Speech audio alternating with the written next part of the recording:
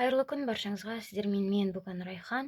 Мен сіздермен керемет таңғы ас немесе балапандарыңыз тәтті сұраған кезде тезде және оңай дайындалатын панкейктердің рецептімен бөлісемін. Міндетті түрде жасап көріңіздер. Өте керемет болып, тез дайындалып шығады. Міндетті түрде жасап көріңіздер. Ары қарай рецепті қараймыз.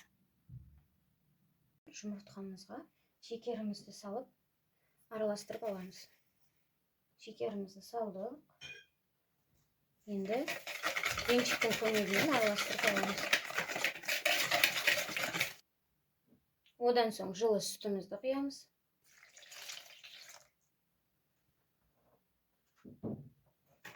Жақсылап тағы араластырамыз.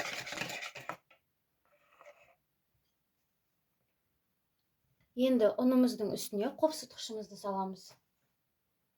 Қопсытқышымызды салып, үстінен араластырып жібереміз. Аз-аздан електе салып отырып, араластырамыз.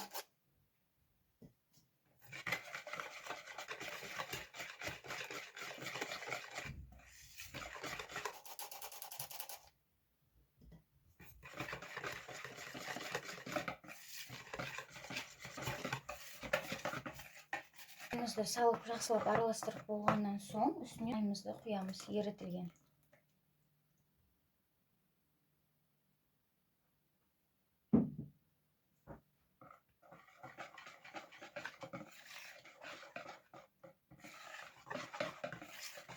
Жақсылап араластырамыз.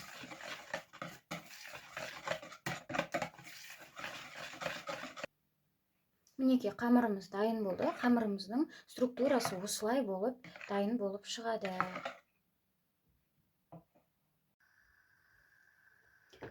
Мінекей табамызды қатты қылып алауда қыздырып аламыз. Табамыз міндетті түрде құрғақ болуы қажет. Оған ешқандай май құюдың қажеті жоқ. Мінекей осылай аз-аздан алып, үстіне құйып аламыз.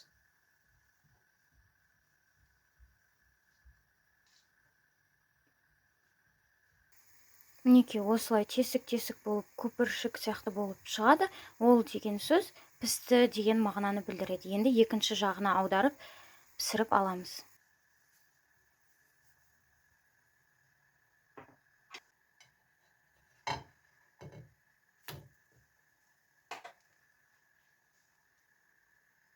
Мінекей осылай барлығын пісіріп аламыз. Мінекей дайын болып шықты. Өте керемет болып шықты. Өте тез дайындалады және де біреуін сіздерге ортасын кесіп көрсетейін. Мінекей ортасы толықтай пісіп, осылай болып шықты, жұп-жұмсақ болып. Міндетті түрде жасап көріңіздер, балапандарыңызды қуантыңыздар. Осы видеода мен қалай көрсеткендей жасасаңыздар, сіздерде өте керемет панкейкелер дайын болып шығады. Міндетті түрде жасап көріңіздер. Менің каналыма тіркелуді ұмытпаңыздар. Назарларыңызға рахмет.